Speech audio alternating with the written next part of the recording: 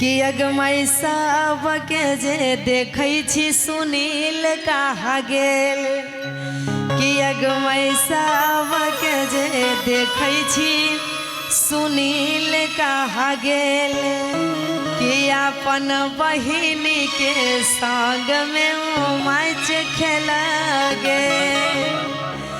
और हम कृष्णा जी को भी कहेंगे क्योंकि वो मेरा जीजा जी लगेंगे, साथ में उनको भी कहेंगे तो अच्छा लगेगा कि अगमई सब के जे देखै छी कृष्णा कहा गेल।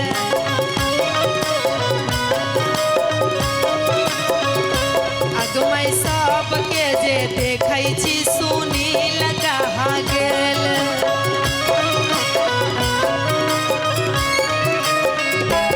अपन बहिनी के संग में उतास खेला गेल। अपन बहिनी के संग में वो मैच खेला गेल।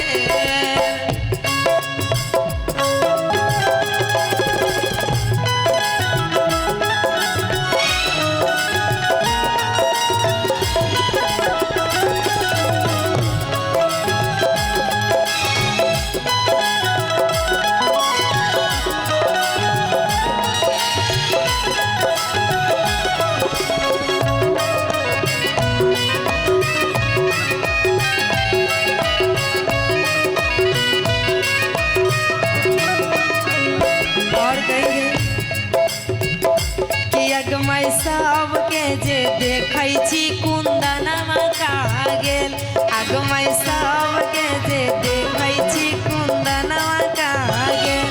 अपन बहिनी के संग में वो मैच खेला गेल। अपन बहिनी के संग में वो मैच खेला गेल।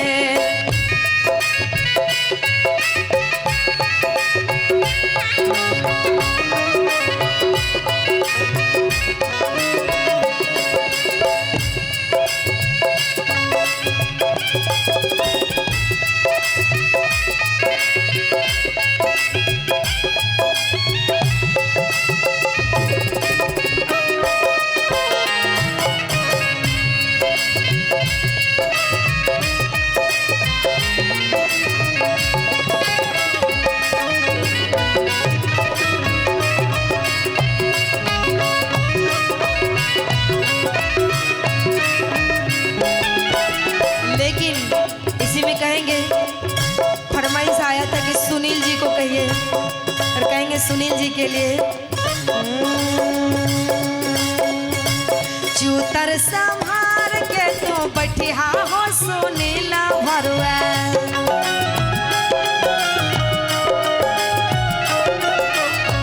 कुर्सी संभार के तो बैठाए सुनीला भरुआ।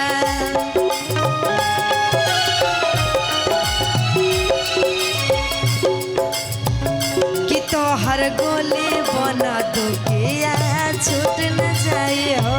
तो हर गोले बना दो किया।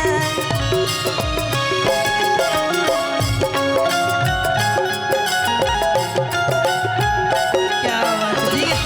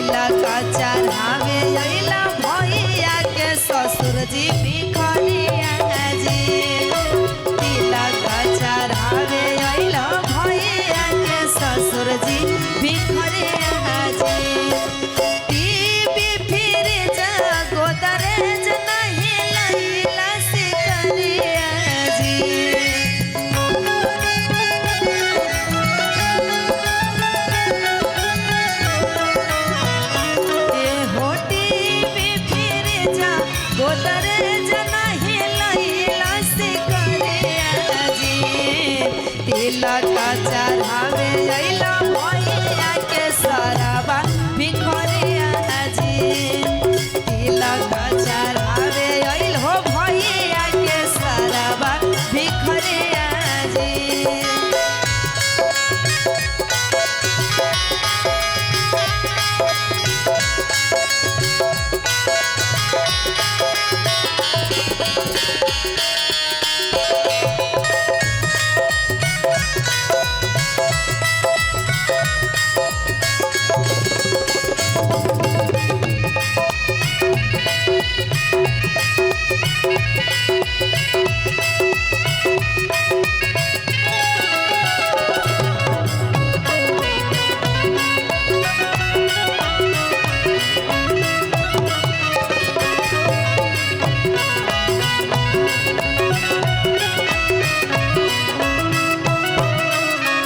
छोटे छोटे चम्मच लाइल हो छोटे छोटे थारिया कटोरिया